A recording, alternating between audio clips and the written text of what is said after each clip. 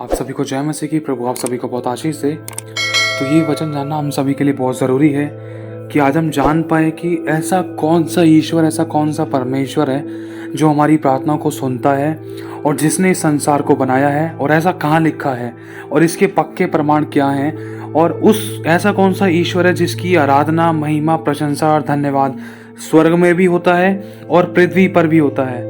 ऐसा कौन सा ईश्वर है कि जिसकी आराधना स्वर्ग और पृथ्वी दोनों जगह होती है। ये नहीं कि सिर्फ पृथ्वी पर लोग आराधना कर रहे हैं, धन्यवाद कर रहे हैं और स्वर्ग में कुछ नहीं। अगर कोई सच्चा परमेश्वर है तो उसकी आराधना दोनों तरफ होती है। अब वो कौन है, इस बात को हम वचन से जानेंगे। तो आइए हम वचन में चलते हैं। ये वचन आपको नीचे डिस्क्रिप्शन में मिल जाएंगे। कुछ लिखा है उत्पत्ति पहला अध्याय और पहली आयत में और तीसरी आयत में कि आदि में परमेश्वर ने आकाश और पृथ्वी की सृष्टि की। तब परमेश्वर ने कहा उजियाला हो, तो उजियाला हो गया। तो मतलब इस बात से पता चलता है कि परमेश्वर ने ही एक ऐसा परमेश्वर है जिसका नाम यहोवा है। ये अभी आगे पता चलेगा।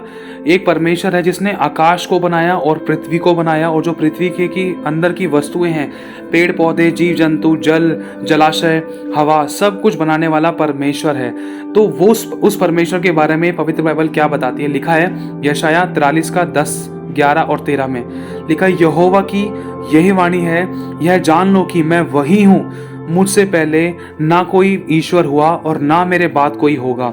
लिखा है मैं ही यहोवा हूँ और मुझे छोड़ कोई उद्धार करता है ही नहीं। लिखा है मैं ही परमेश्वर हूँ और भविष्य में भी मैं ही हूँ, मेरे हाथ से कोई छुड़ा ना सकेगा। जब मैं काम करना चाहूँ तो मुझे कौन रोक सकेगा। लिखा है यशाया 44 का 6 में, यहोवा जो इज़राइल का राजा और अर्थात सेनाओं का यहोवा जो उसका छुड़ाने वाला है, वह यूं कहता है, मैं सबसे पहला हूं और मैं ही अंत तक रहूंगा, मुझे छोड़ कोई परमेश्वर है ही नहीं। मतलब इस परमेश्वर को सेनाओं का यहोवा क्यों कहा गया है? क्योंकि परमेश्वर की एक ऐसी बहुत बड़ी सेना है जिसकी गिनती हजारों हजार, लाखों लाख, करोड़ों करोड़ों में है। मतलब उस सेना के अंदर बहुत सारे परमेश्वर के स्वर्गदूत हैं।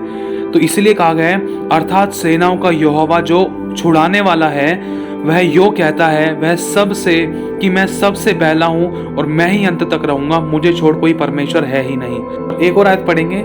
लिखा है 23वीं आयत में 44 का 23 और 24 में, हे आकाश ऊंचे स्वर से गा, क्योंकि यहोवा ने यह काम किया है।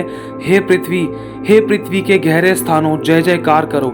मतलब इन बातों से ये पता चलता है कि जिस परमेश्वर ने इस धरती, आकाश, इस धरती के अंदर की वस्तुएं, यहाँ तक कि मनुष्य तक को जो बनाया है ना, तो ये सब चीज़ परमेश्वर का धन्यवाद करती हैं। ये परमेश्वर के लिए आराधना गाती हैं, परमेश्वर की महिमा करती है, वरन ये वस्तुएं भी परमेश्वर के लिए बोलती हैं। क्योंकि लिखा है हे आकाश ऊंचे स्वर से गा, क्योंकि यहोवा ने यह काम किया है कि हे पृथ्वी के गहरे स्थानों जल जयकार करो। हे पहाड़ों, हे वन के सब वृक्षों गला खोल कर ऊंचे स्वर से गाओ, क्योंकि यहोवा ने याकूब को छुड़ा लिया है। याकूब मतलब आप और हम लोग जो प्रभु यीशु मसीह के नाम पर विश्वास करते हैं। जब हम समस्या, बीमारी, परेशानी में थे तो उस परमेश्वर ने हमें उन समस्या, बीमारी, परेशानी से, दुखों से, पापों से, श्रापों से छुड़ा लिया। तो इसलिए कहा गया है क्योंकि यहोवा ने याकूब को छुड़ा लिया है और इज़राइल में महिमावान होगा। लिखा है यहोवा तेरा उद्धार करता है जो तुझे गर्भ ही से बनाता आया है। मतलब एक मनुष्य को माँ के गर्भ में बनाने वाला, एक बच्चे को रचने वाला भी परमेश्वर है। लिखा है देख, जब तू भयानक और अद्भुत रीति से रचा जा रहा था पृथ्वी के निचले स्थानों में, मतलब इस धरती पर माँ के गर्भ में हम जब बनाए जा रहे थे, लिखा है मेरी हड्डियां तुझसे छुपी ना थी, क्योंकि तूने मेरे बेडोल तत्व को अपनी आंखों से बनते हुए देखा है। जब मैं माँ के गर्भ में रचा जा रहा था, मेरी हड्डियां, मेरे अंग जो तेरी पुस्तकों में लिखे गए थे वो तुझसे छुपे नहीं थे। मतलब परमेश्वर ने हम मनुष्यों तक को बनाया है। इस बात से पता चलता है परमेश्वर का मतलब क्या होता है। जो सबको बनाने वाला है उसे कहते हैं परमेश्वर। और परमेश्वर का सही मतलब और आगे क्या है वो हम जानेंगे। लिखा है यहोवा तेरा उद्धार करता जो तुझे गर्भ ही से बनाता आया है, यूं कहता है मैं यहोवा ही सबका बनाने वाला हूं। मतलब सबका बनाने वाला है। धरती, आकाश, सूर्य, चांद, तारे और मनुष्य तक की सृष्टि, मनुष्य तक की रचना परमेश्वर ने की है। लेकिन आज हम उस परमेश्वर की आराधना नहीं करते, लेकिन आज हम सृष्टि की आराधना करते हैं, धरती की आराधना करते हैं, जीव जंतुओं की आराधना करते हैं। पेड़ पौधों पर दिया धूपबत्ती चढ़ाते हैं या चांद तारों की आराधना करते हैं, उनको लोटा चढ़ाते हैं और उनको घी, दूध, पनीर, मक्खन ये सब चीज़ें खिलाते हैं। लेकिन हम सब के रचने वाले, बनाने वाले का हम ना तो धन्यवाद करते हैं, ना ही हम उस पर विश्वास करते हैं। हमने ना उसको मूर्तों में डाल दिया है, हमने उसको मूर्तियों में स्वीकार करा है, हमने उसको ऐसे ही स्वीकार नहीं करा है। हम ये सोचते हैं कि जब तक पूजा नहीं करेंगे, जब तक लोटा नहीं चढ़ाएंगे, जब तक दिया धूपबत्ती नहीं करेंगे ना, तब तक वो हमारी प्रार्थना नहीं सुन सकता। और इसी प्रकार के अंधकार में आज मनुष्य है, जिसके द्वारा मनुष्य और समस्या में, और दारू, नशे, लड़ाई दंगे, मौत, एक्सीडेंट्स, बीमारी, परेशानियों में, ये सब तो बहाने हैं, बहाने मनुष्य की मृत्यु के बहाने हैं, मनुष्य को अधोलोक तक पहुंचाने के बहाने हैं शैतान के। लेकिन मनुष्य फिर भी कहते हैं ना कि झंडा ऊंचा रहे हमारा, हम छुटकारा भी पाले, चंगाई भी पाले, आशीष भी पाले, लेकिन हम प्रभु यीशु मसीह के नाम पर विश्वास नहीं करेंगे। लेकिन भाई हमारे लिए प्रार्थना कर दो, हम विश्वास नहीं करेंगे, प्रार्थना कर दोगे तो ठीक है, नहीं तो रहने दो भाई, हम अपने ईश्वर को नहीं छोड़ेंगे। लेकिन इंसान ये नहीं सोचता है कि भाई अगर एक डॉक्टर की दवाई नहीं लगती तो इंसान दूसरे डॉक्टर के पास जाता है। अब दूसरे डॉक्टर के पास तो इसलिए जाएगा ना क्योंकि भाई इंसान को जीवित रहना है, भाई चंगा होना है, ठीक होना है, भाई जब भी तो मैं दूसरे डॉक्टर के पास जा रहा हूँ। अब एक जगह दवाई नहीं लगती तो दूसरे के पास तो जाऊंगा ही ना। अब ये वाला ईश्वर, ये वाले भगवान की पूजा करने के द्वारा या इस वाले ईश्वर भगवान कंडे ताबीज करने के द्वारा मेरे जीवन में काम नहीं हो रहा तो दूसरे के पास जाऊंगा, क्योंकि ऐसा मैंने किया है, मैं एक जगह नहीं बहुत जगह मैंने धक्के खाए हैं, ठोकरें खाई हैं, लेकिन कुछ नहीं मिला। इसी तरीके से जब इंसान अपने इस प्रकार के गुरूर को अपने अंदर से खत्म करता है ना कि भाई हम अपने वालों को नहीं छोड़ेंगे, हम ये नहीं करेंगे, वो नहीं करेंगे, यहाँ नहीं जाएंगे, वहां नहीं जाएंगे, ऐसे नहीं करेंगे, वैसे नहीं करेंगे, मतलब इतनी बातें बोलकर, इतनी बातें सोचता है इंसान। और दूसरा अपने उन्हीं दुखों, समस्या, परेशानी में पड़े रहना या उन्हीं चीजों में दोबारा से लगे रहना पसंद करता है, ना कि उससे बाहर निकले। तो ये मनुष्य के खुद के कुछ चुनाव होते हैं। मनुष्य उन्हीं डॉक्टरों की दवाई खाता है, जिस डॉक्टर की दवाई लग नहीं रही है उसी के पास जाता है, जिसके वो सब कुछ देने के बाद भी, अपना टाइम, पैसा, एनर्जी, अपने बेस्ट चीज, अपना बेस्ट चढ़ाने के बाद भी जीवन में कुछ काम नहीं हो रहा, लेकिन फिर भी इंसान उसी डॉक्टर के पास जाता है, उसी की दवाई खाना पसंद करता है। परमेश्वर ने जिस मनुष्य को, जिस सृष्टि को, मतलब धरती, आकाश, ये चांद तारे, ईच एंड एवरीथिंग, सब वस्तु को जिसको बनाने वाला परमेश्वर है, हम उस परमेश्वर को ना सिर्फ एक एटीएम की तरह इस्तेमाल करते हैं कि हमारा काम हो जाए। बाकी हम चाहे जो मर्जी करें, चाहे हम जहां मर्जी जाएं, चाहे हम जितनी मर्जी हरकतें करें, जितनी मर्जी गलत और गंदे काम करें, पाप करें, चाहे किसी की भी पूजा करें, लेकिन हमारा बस काम निकलना चाहिए। हम इस प्रकार के विचार धरते हैं। लेकिन परमेश्वर का वचन कहता है, परमेश्वर ने मनुष्य को इसलिए बनाया है कि मनुष्य परमेश्वर का गुणानुवाद करे, उसकी महिमा करे और पृथ्वी पर अधिकार करे। लेकिन मनुष्य अपने लिए खुद अपने हाथों से बनाए हुए ईश्वरों के आगे दंडवत करता है, किसी खंबे को, किसी मूर्ति को, किसी भी प्रकार के जीव जंतुओं को पूजा पाठ करके। मैं तो अभी कुछ टाइम पहले एक वीडियो भी देखी थी कि कोरोना की एक देवी बना दी। अब कोरोना की देवी के आगे घुटने टेक रहे हैं, वो पाप क्षमा करते, उसको अपने हाथों से बनाया, क्या वो पाप क्षमा कर देगी? अगर ये सब चीजें हमें धन, दौलत, चंगाई, छुटकारा दे देती ना ये मूर्तियां, तो सबसे पहले धनवान है ना कुम्हार होता।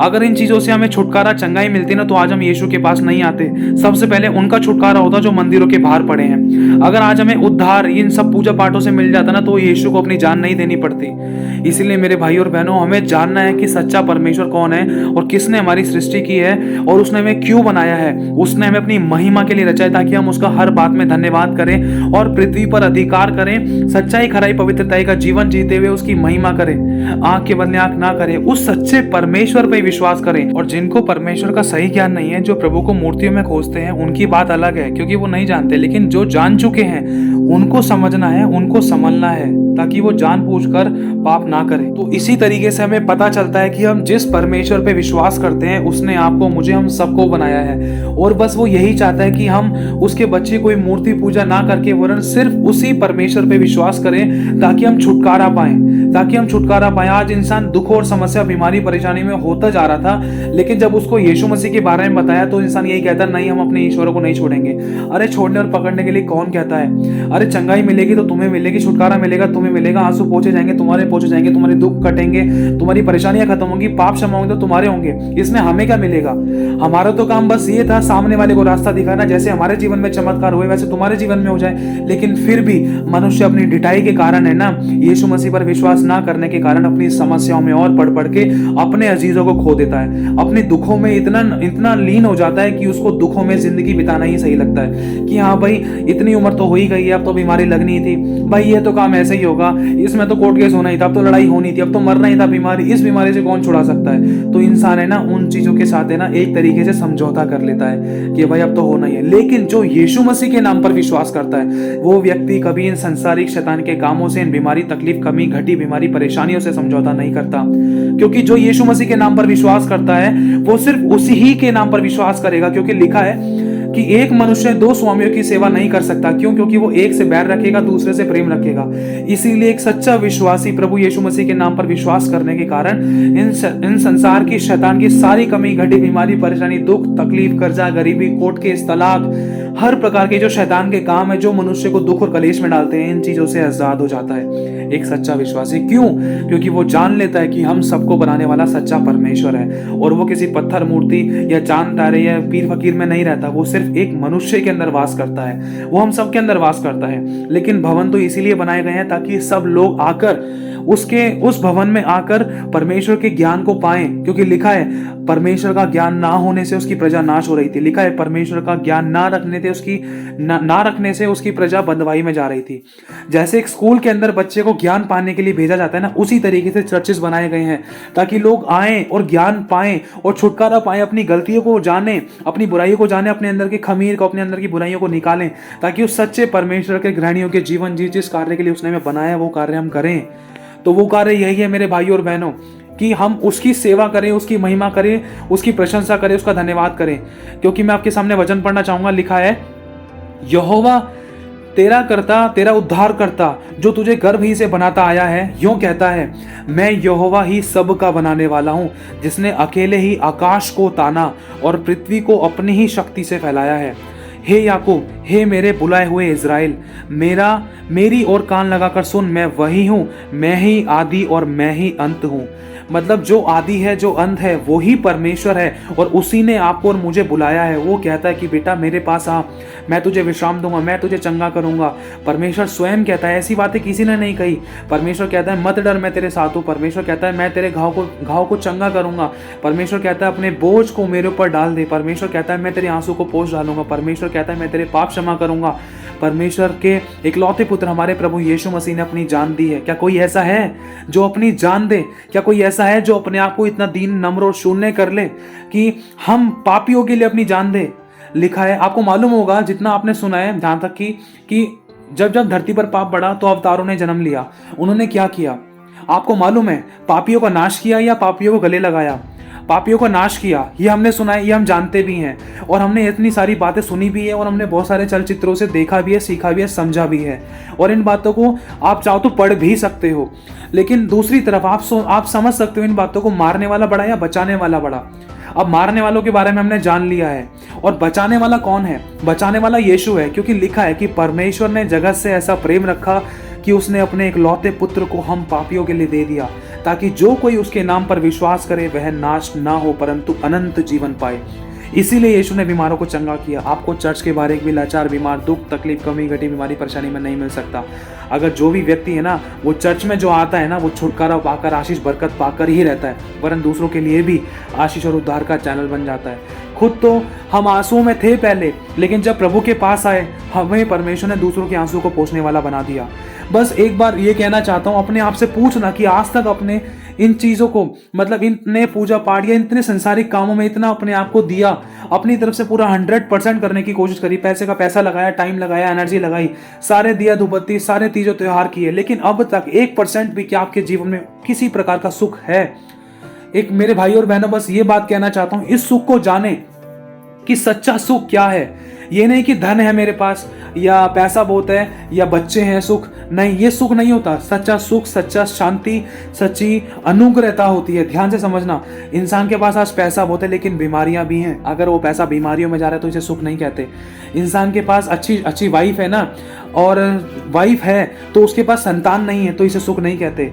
अगर माता पिता बन भी गए ना तो माता पिता का सुख नहीं मिल रहा, बच्चे घर से बाहर निकाल रहे अपने माँ बापों को लात मार मार के, तो उसे सुख नहीं कहते।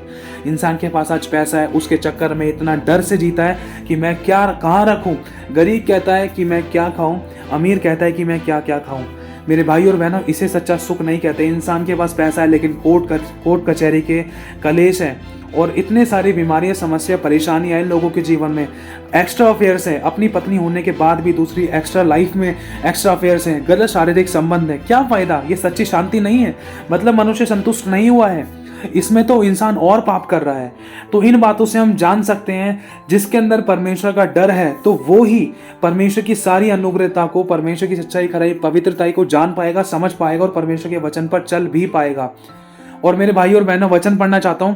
लिखा है कि हे याकूब, मेरे बुलाए हुए इज़राइल, मतलब परमेश्वर आपको और मुझे याकूब कहता है। याकूब क्यों? क्योंकि परमेश्वर ने याकूब को आशीष दी है, ब्लेस किया है, जरूरतों को पूरा किया है और हर एक समस्या, दुखों से, विपत्तियों से बचाया है।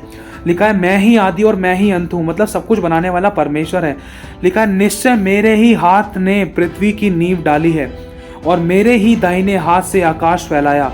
और मैं फिर से पढ़ना चाहता हूं, इस बात को समझना। निश्चय मेरे ही हाथ ने पृथ्वी की नींव डाली है। देखो, बनाने वाला स्वयं परमेश्वर है। परमेश्वर ने अपने हाथों से बनाया है पृथ्वी को, क्योंकि वचन झूठा नहीं है। मनुष्य झूठा हो सकता है लेकिन वचन झूठा नहीं हो सकता है। लिखा है धरती और आकाश टल जाएंगे लेकिन मेरा वचन कभी नहीं टलेगा। मेरा एक एक वचन टेस्ट किया हुआ, ताया हुआ है। मेरा एक एक वचन पूरा होगा, एक एक मात्रा, एक एक बिंदु पूरा होगा। लिखा है साफ। और आगे लिखा है और मेरे ही दाहिने हाथ ने आकाश फैलाया है और जब मैं उनको बुलाता हूँ वे एक साथ उपस्थित हो जाते हैं। लिखा है परमेश्वर तारों का भी नाम ले लेकर बुलाता है। और हमें अपने सर के बाल नहीं पता होगा, तारों की तो बात बहुत दूर है, लेकिन वो जानता है, वो सब जानता है, लेकिन हम उसे नहीं जानते हैं। अगर हम जान भी गए ना तो हम उसको पहचानने की कोशिश नहीं करते हैं। हम उसके पास तो रहते हैं लेकिन उसके साथ साथ नहीं रहते हैं। चर्च में तो आ जाते हैं, नाम तो ले लेते हैं, लेकिन उसके अनुसार चलते नहीं हैं। आगे लिखा है यिर्मयाह 31 का 35 में अगर हम पढ़ें, लिखा है जिसने दिन को प्रकाश देने के लिए सूर्य को बनाया और रात को प्रकाश देने के लिए चंद्रमा और तारागण के नियम ठहराए, जो समुद्र को उछालता है और उसकी लहरों को गरजाता है, और जिसका नाम सेनाओं का यहोवा है, वही यूं कहता है। तो इस बात से हमें यह पता चलता है कि सब कुछ बनाने वाला, समुद्र, धरती, आकाश, पृथ्वी और चांद, तारे और समुद्र की लहरों तक की सीमाएं बिठाने वाला परमेश्वर यहोवा है। बात सारी ये है, जिसने ये सब कुछ बनाया है तो वो ही हमें सब कुछ दे सकता है। मेरे भाइयों और बहनों, इस बात का ध्यान रखना, प्रभु यीशु मसीह ने अपनी जिंदगी भी नहीं छोड़ी, उन्होंने अपने आप को हमारे हाथों में दे दिया। ये मत सोचना कि वो अपने आप को नहीं बचा पाया। लिखा है कि उसने अपने आप को मनुष्यों के वश में कर दिया। वो चाहता तो बचा सकता था, क्योंकि यीशु ने कहा है अगर मैं चाहूं तो मैं अपने पिता से कहकर 12 पलटनों को, स्वर्गदूतों की 12 पलटनों को बुलवाकर सब कुछ क्लियर कर सकता हूं। परमेश्वर यीशु मसीह चाहता तो सब कुछ कब का तहस नहस कर सकता था, लेकिन नहीं। माफ करना, दया करना, अनुग्रह करना, क्षमा करना परमेश्वर का गुण है। आंख के बदले आंख करना परमेश्वर का गुण नहीं है। किसी की गर्दन काट देना या किसी की मुंडियों की माला पहन लेना या किसी के ऊपर मतलब बिल्कुल संहार कर देना, किसी को नाश कर देना या एक के चक्कर में दूसरे को मार देना या किसी से बदला लेना या किसी के प्रति विरोध रखना, प्रेम ना रखना और माफ ना करना, जलन रखना, ढा रखना, मतवालापन करना या नशे पत्ते करना या किसी भी प्रकार से व्यभिचार करना, ये परमेश्वर का गुण नहीं है। इसीलिए मेरे भाई और बहनों, यीशु मसीह ने अपने आप को देकर ये सिखाया कि हाँ, जैसे मैंने प्रेम रखा है ना, क्योंकि एक सच्चा प्रेमी वही है जो किसी से लेने की इच्छा नहीं रखता वरन देना जानता है। प्रेम देने का नाम है, क्योंकि परमेश्वर ने भी अपने इकलौते पुत्र को हमारे पापों के लिए दिया है, ताकि वो मारा जाए, ताकि वो गाड़ा जाए, ताकि वो तीसरे दिन मुर्दों में से जी उठे, ताकि हम उस पर विश्वास करें और हम भी स्वर्गीय अनंत काल का जीवन पाएं, ताकि हम पापों में, बीमारी, समस्याओं में पड़े ना रहें। क्योंकि जिसके जीवन में पाप है उसको यीशु की ज़रूरत है, क्योंकि पापों ही के कारण इंसान की भलाई नहीं होती और पाप का फल मृत्यु है। पाप, अगर हम झूठ भी बोल देते हैं ना तो उसे भी पाप कहते हैं। लिखा है अगर हमने बोल दिया ना अपने भाई को अरे मूर्ख, तो वो भी पाप है। आज हम अपनों से प्रेम रखते हैं, दूसरों से बैर रखते हैं। आज हम सिर्फ अपनी ही करनी को देखते हैं, मतलब अपने ही फायदा सोचते हैं, तो इसमें स्वार्थीपन है, तो ये भी पाप है। तो मेरे भाई और बहनों, इन बातों से हमें पता चलता है सबका बनाने वाला परमेश्वर है, तो हमें उसी पर विश्वास करना चाहिए। जो लोग प्रभु यीशु मसीह को नहीं जानते, उन लोगों के जीवनों के दुखों को आप देख सकते हो, क्योंकि इन चीजों का अनुभव मैंने अपनी जिंदगी में लिया है और इन बातों से मैं जान चुका हूँ, समझ चुका हूँ कि हम सबके दुखों को खत्म करने वाला, क्षमा करने वाला, हमें आशीष देने वाला, हमें उठाने वाला, हमें चंगा करने वाला, हमें राहत देने वाला, सब कुछ करने वाला, हमारी हर एक समस्या का समाधान निकालने वाला परमेश्वर यहोवा प्रभु यीशु मसीह है। तो मेरे भाई और बहनों, इन बातों से हमें पता चलता है कि जिसने सब कुछ बनाया है उसकी हर एक एक वस्तु परमेश्वर की आराधना करती है, परमेश्वर की महिमा करती है। क्योंकि लिखा है, जिसने दिन को प्रकाश देने के लिए सूर्य को और रात को प्रकाश देने के लिए चंद्रमा और तारागण के नियम ठहराए, जो समुद्र को उछालता और उसकी लहरों को गरजाता है, और जिसका नाम सेनाओं का यहोवा है, वही यूं कहता है, यहोवा जो पृथ्वी का रचने वाला है, जो उसको स्थिर करता है, उसका नाम यहोवा है। वह यह कहता है, मुझसे प्रार्थना कर और मैं तेरी सुनकर तुझे बड़ी बड़ी और कठिन कठिन बातें बताऊंगा जिन्हें तू अभी नहीं समझता। मतलब क्या संसार में किसी ईश्वर ने ऐसा कहा है कि तुम मुझसे प्रार्थना कर, मैं तेरी सुनकर मैं तुझे चंगा करूंगा। लिखा है, संकट के दिन मुझे पुकार, मैं तुझे छुड़ाऊंगा और तू मेरी महिमा करने पाएगा। लिखा है कि मेरे मार खाने से तुम चंगे हो चुके हो। लिखा है, तूने मुझे पुकारा है, मैंने तेरी सुन ली, मैंने तुझे चंगा किया, मैंने तेरे आंसू को पोंछ दिया, मैंने तेरे पापों को क्षमा किया है। दूध पिलाने वाली माँ तुझे छोड़ देगी लेकिन मैं नहीं छोड़ूंगा। ये बातें स्वयं परमेश्वर कहता है। लिखा है कि मांगोगे तो दिया जाएगा, ढूंढोगे तो पाओगे, खटखटाओगे तो खोला जाएगा। ये सब बातें प्रभु ने कही हैं। जो देने की क्षमता रखता है वो ही हमें दे सकता है, लेकिन बात सारी ये है कि हम मांग किससे रहे हैं। अगर आपने देखा होगा बहुत सारे भिखारियों को भीख मांगते हुए हर एक नाम से, लेकिन यीशु मसीह के नाम से नहीं मिल सकता, क्योंकि बाइबल में लिखा है, जो प्रभु यीशु मसीह के नाम पर विश्वास करता है वो बहुतेरी जातियों को उधार देने वाला बनेगा। उनके हाथ देने वाले होंगे, कभी किसी से लेने वाले नहीं, वरन वो छितराने वाले बनेंगे। मेरे भाई और बहनों, ये अनुभव है जिंदगी के। आप लोग सब जानते हो, आपने चर्च के बाहर किसी ऐसे व्यक्ति को भी नहीं देखा होगा। आपने देखा होगा तो डायरेक्ट वो चर्च में आते हैं, उनके जीवन फिर वैसे नहीं रहे। जो लाचार, बीमार, थकावट, किसी भी प्रकार की समस्या में आए वो वैसे नहीं रहे, क्योंकि प्रभु के पास आने वाले को ये विश्वास होना चाहिए कि वो है, फिर वो अपने खोजने वाले को प्रतिफल देता है। ये नहीं कि हम उसको टेस्ट करने आ जाएं।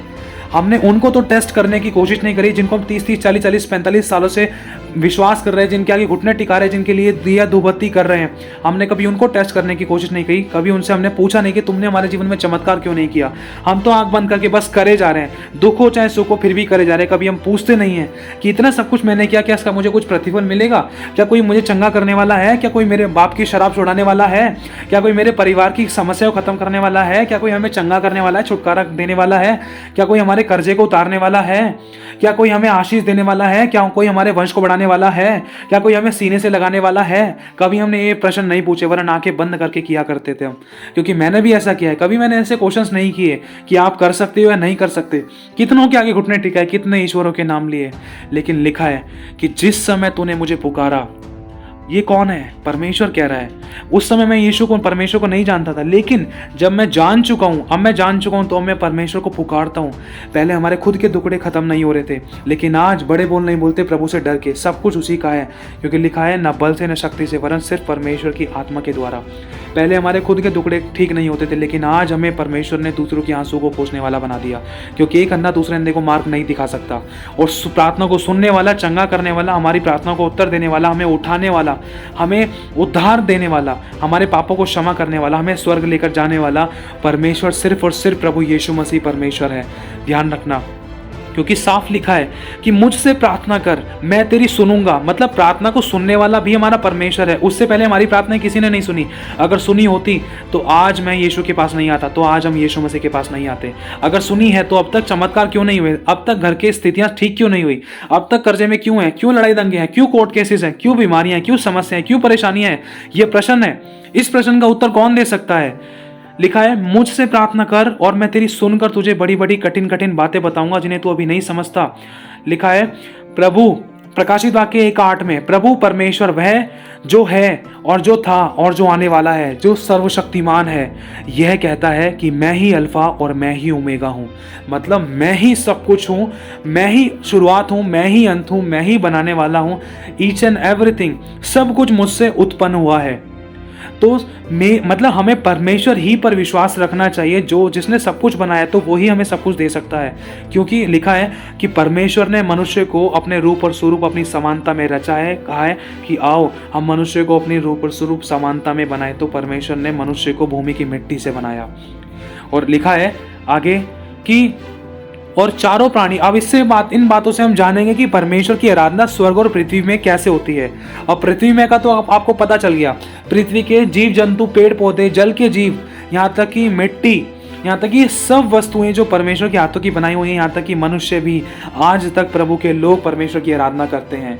इस बात का ध्यान रखना। और दूसरा, अब स्वर्ग में आराधना कैसे होती है, उस सच्चे परमेश्वर की आराधना कैसे होती है, उसका धन्यवाद कैसे होता है। उसकी बड़ाई कैसे होती है? क्योंकि वो परमेश्वर बड़ाई के योग्य है।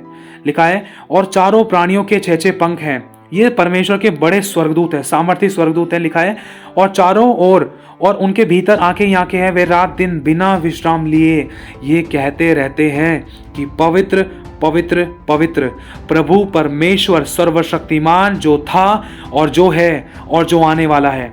उस सच्चे परमेश्वर को देखो आराधना कैसे दे रहे, बिना विश्राम लिए, 24 घंटे बिना रुके, कंटिन्यूसली बिना रुके ये बोले जा रहे हैं पवित्र पवित्र पवित्र प्रभु परमेश्वर सर्वशक्तिमान। सर्वशक्तिमान मतलब जिसके ऊपर कोई है ही नहीं, जो सिर्फ एक ऐसा ही है, जो सिर्फ एक ऐसा है जिसके आगे जिसके पीछे कोई नहीं है, जिसके सिवा कोई हो ही नहीं सकता, जिसके ऐसा ना कोई था ना कोई है ना कोई होगा, उसे कहते हैं सर्वशक्तिमान, जो था जो है और जो आने वाला है।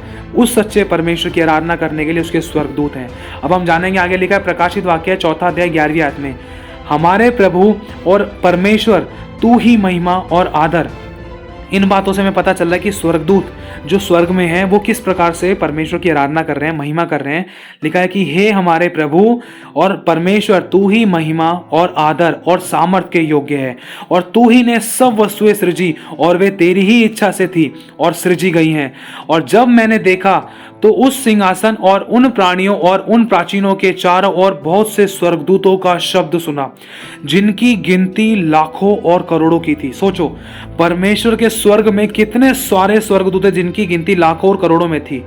और लिखा है और वे ऊंचे शब्द से कहते थे कि वध किया हुआ मेमना, मतलब प्रभु यीशु मसीह ही सामर्थ और धन और ज्ञान और शक्ति और आदर और महिमा और धन्यवाद के योग्य है। मतलब सिर्फ प्रभु यीशु मसीह ही इन सब ताकत, सामर्थ, धन्यवाद, प्रभु की महिमा, मतलब सब कुछ परमेश्वर की महिमा करता है। इन बातों से पता चलता है कि सारी महिमा के योग्य सिर्फ और सिर्फ प्रभु यीशु मसीह हैं। लिखा है और 5 का 13वीं आयत में, फिर मैंने स्वर्ग में और पृथ्वी पर और पृथ्वी के नीचे और समुद्र की सब सृजी हुई वस्तुओं को। अब इनसे पता चलता है कि कौन कौन परमेश्वर की आराधना करते हैं जो पृथ्वी पर है। ध्यान से सुनना, फिर मैंने स्वर्ग में, पहले तो स्वर्ग में, और दूसरा पृथ्वी पर और पृथ्वी के नीचे और समुद्र की सब सृजी हुई वस्तुओं को और सब कुछ जो उनमें है ये कहते सुना। मतलब देखो, पृथ्वी की सारी चीजें कह रही हैं, मतलब स्वर्ग तो कह ही रहा है परमेश्वर की आराधना, महिमा कर रहा है, धन्यवाद कर रहा है, लेकिन पृथ्वी के नीचे की भी वस्तुएं कह रही हैं। कौन कौन कह रहा है ये बता दिया है। पृथ्वी की सब वस्तुएं जो नीचे की हैं, पृथ्वी की सब वस्तुएं जो समुद्र की हैं, समुद्र के नीचे की वस्तुएं हैं, और जो सब कुछ जो उनमें है ये कहते सुना कि जो सिंहासन पर बैठा है उसका और मेमने का, मतलब प्रभु यीशु मसीह का धन्यवाद और आदर और महिमा और राज्य युगानुयुग रहे। और चारों प्राणियों ने आमीन कहा और प्राचीनों ने गिरकर दंडवत किया। मतलब हमें दंडवत किसको करना है? परमेश्वर को दंडवत करना है। मेरे भाइयों और बहनों, इन बातों से हमें पता चलता है कि स्वर्ग में और पृथ्वी पर किस सच्चे परमेश्वर की आराधना और महिमा और धन्यवाद होता है, और हम सबको बनाने वाला कौन है। यहाँ पर साफ लिखा है कि प्रकाशित वाक्य 7 का 9 में पढ़ेंगे, इसके बाद मैंने दृष्टि की और देखा कि हर एक जाति, हर एक कुल और हर एक लोग और भाषा में से एक ऐसी बड़ी भीड़ जिसे कोई गिन नहीं सकता था, श्वेत वस्त्र पहनाया गया और अपने हाथों में खजूर की डालियां लिए हुए वो सिंहासन के सामने और मेमने के सामने खड़ी थी।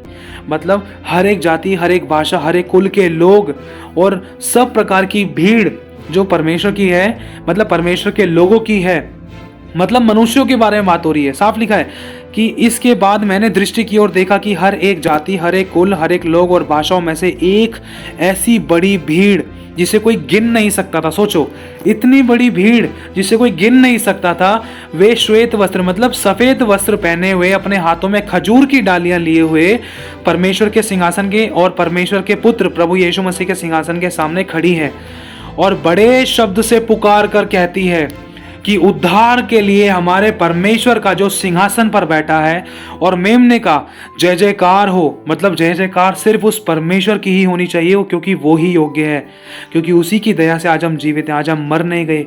ये उसकी महाकरुणा का फल है, क्योंकि लिखा है उसका श्वास हमारे अंदर फूका गया है, ये वचन कहता है। लिखा है, और सारे स्वर्गदूत उस सिंहासन और प्राचीनों और चारों प्राणियों के चारों ओर खड़े हैं, और फिर वे सिंहासन के सामने मुंह के बल गिर पड़े और परमेश्वर को दंडवत करके कहा, आमीन। आमीन का मतलब पूरा हुआ। और लिखा है, हमारे परमेश्वर की स्तुति और महिमा और ज्ञान और धन्यवाद और आदर और सामर्थ और शक्ति युगानुयुग बनी रहे। हाँ, आमीन।